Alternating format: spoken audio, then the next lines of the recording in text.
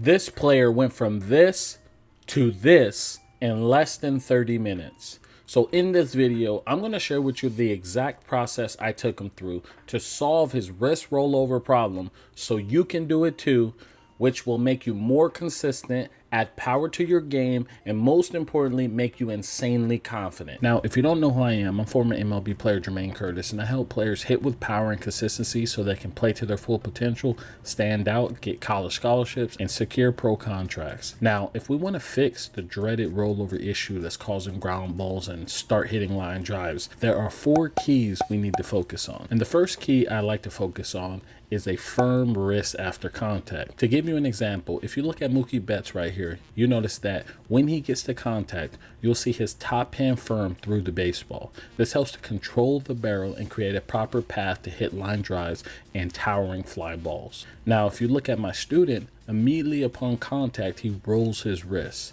And in order to correct this, I focus on the top hand, which is the right hand if you're a right-handed hitter, and your left hand if you're a left-handed hitter, because the top hand controls the barrel and creates the path of the swing. And if we focus on the top hand being firm upon contact, we will not roll the wrist over. And as you can see, I do this by putting a tennis ball in my player's hand.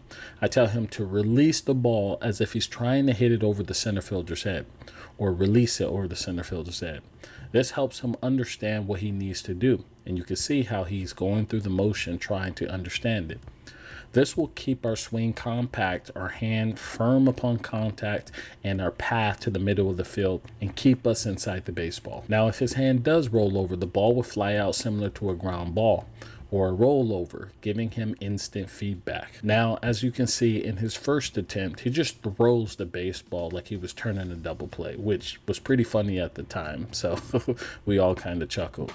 Now, after this, I gave him an example. I told him to keep his chest over the plate, stay tight to his body, and release slightly upwards, giving himself a pat on the back over the shoulder with his top hand.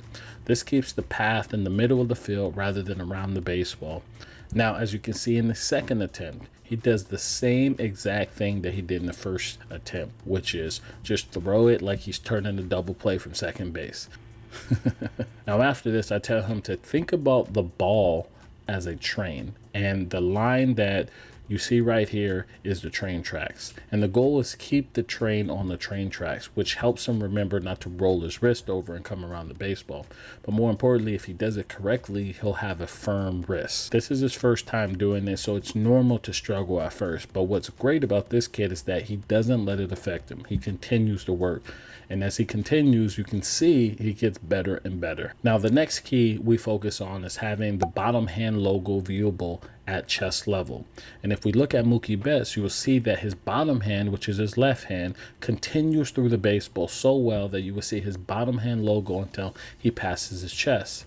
This is crucial because maintaining the bottom hand's position through the swing ensures a proper bat path, which helps generate more consistent and powerful contact with the ball. Now, if we look at my student, you'll see that you can't see his logo on the bottom hand at all after contact. So in order to correct this, I provide an external cue to help him get the proper extension and avoid rolling over the wrist. As you can see, I put a tee closer to him. I raise the tee about neck or head height. I put a tennis ball on top and use a tool that I really love because it gives you instant feedback by showing the exact path the ball will travel when released from the bat. So if you're hitting a lot of ground balls, you're rolling over, you're popping balls up, this tool will give you instant feedback on your swing so you can make quick changes and hit line drives and towering fly balls in game. This tool is really one of my favorite tools when I'm coaching. It doesn't matter the age. And if you continue watching this video, I'll share with you how you can get it for free at the end of this video. Now, wherever the ball is released when you're using this tool, the barrel will go. So this tool helps avoid rolling the wrist over after contact because it will give you instant feedback, which is what we want. So I put the tool in his hand, specifically the bottom hand, because we want the bottom hand logo to be viewable above the chest so we can drive the baseball. Now, I know he doesn't have on batting gloves, but you still understand the path we want. and you can still understand what he needs to do.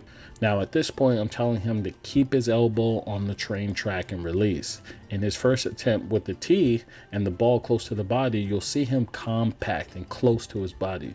More importantly, you'll see the ball releasing in the middle of the field and his bottom hand viewable above his chest, preventing his wrist from rolling over and helping him have a better path. Now, as you can see on the second attempt, he hit the ball off the tee, which pumped him up and his dad up, and his path, if you're looking at it, is starting to clear up, and you're just seeing an overall significant improvement. Now the next key is to roll the wrist and hands after the bat past the chest. And if you look at Mookie Betts, you will see his wrist roll after the bat past his chest. This is crucial because delaying the wrist roll until the bat past the chest ensures a proper path and maximizes the power and accuracy of the swing, leading to more consistent and powerful hits. Now what you will see with my student is that he's rolling his wrist over immediately after contact, which is messing up the path of the swing and creating a bad angle to which he will hit the baseball. And this is why he's hitting a lot of ground balls. Now in order to correct this, you'll see that I now have him hold both hands on the tool and take a swing. We want the wrist and hands to roll over after the bat has passed the chest. This will extend our swing, prevent us from cutting it short, and allow us to hit line drives and fly balls. And as you can see, when he releases the ball from the tool, you'll see his swing path progressing and getting much better as well. Now the last thing I like to focus on is giving himself a pat on the back over his shoulder. Now if you look at Mookie Betts, you'll notice that when he is finishing his swing, he takes his top hand, his right hand, and gives himself a pat on the back over his shoulder. This forces him to finish high and continue with his path to the middle of the field. But more importantly, it combines all three keys. 1, firm wrist after contact. 2, bottom hand viewable above the chest. 3, hands rolling past the chest. And if we look at my student, you will see that he takes his top hand, his right hand, and takes it directly to his shoulder, which shortens his path and ability to hit line drives and make consistent hard contact. So to correct this, I place his back close to the net, but not too close where he can't complete his swing. And you'll notice that his heels are on the line, and when he swings, he's going to hit the net. What we're doing here is we're aiming to hit the net after the hands pass the chest. This forces him to have a firm wrist after contact. Otherwise, he'll hit the net in the wrong place and he'll be rolling over. This drill also enforces a compact swing because if he gets long or disconnected, he'll hit the net with the barrel. And I really like this to help a player prevent the wrist rollover issue.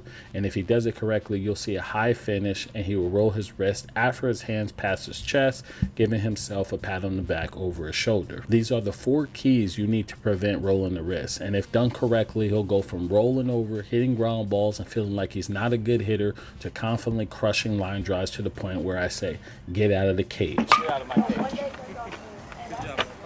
Out of my cage. Good boy. Now, if you want this system, I call it the wrist rollover execution plan.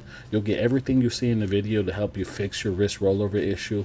You'll get the step-by-step plan, the drills, the sets, the reps, and even this tool for free, plus a bunch of other bonuses to help you prevent your wrist rollover issue. Then go below and click the link that'll take you to a page where you can get this quickly. And if you hurry, you'll get at least 70% off. So make the decision to get the wrist rollover execution plan right here, right now. You'll either fix your wrist rollover issue and start making more consistent hard contact, or you'll get a full refund. Both of these options are risk-free. The only thing guaranteed not to help is doing nothing. And if at any point in 30 days you're not satisfied, just send us a message and you'll receive a full refund the same day. This is a limited time offer, and the 70% discount will not last forever. So if you want to take your game to that next level and fix this issue, go down and get the wrist rollover execution plan right now.